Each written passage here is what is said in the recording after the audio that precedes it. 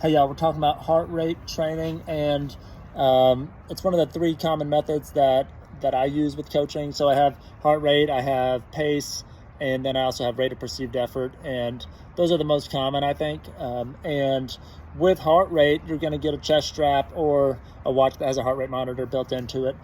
Chest straps are a little bit more accurate, and so I recommend those. But a lot of people just aren't going to want to do that. They're going to just go with the wristwatch. So some good things about heart rate is that it takes away the guessing, based off of the changing temperatures, based off of humidity, changing the varying terrain. Maybe you're doing a hill workout, or you're supposed to do a workout on a track, but now you're doing it on a hilly road.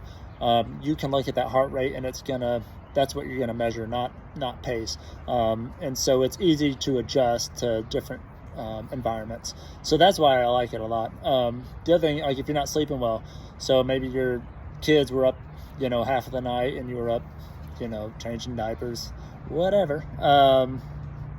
That's going to affect how you're going to run the next day. So if you're not sleeping well, your heart rate's a little bit more elevated.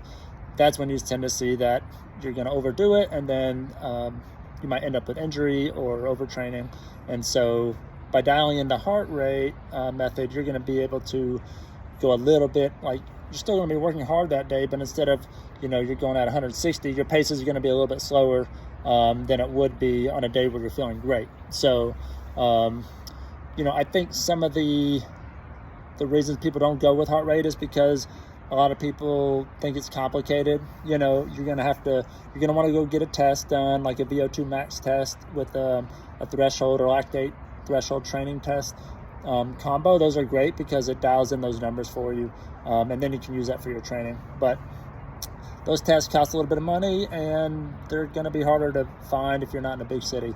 You can go and do like a 2-mile time trial and see where your heart rate's at and plug those numbers in. They're just not going to be as accurate.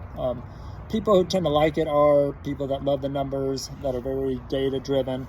Not me, so I go more off the feel. But I think it's also, I think it's not sexy.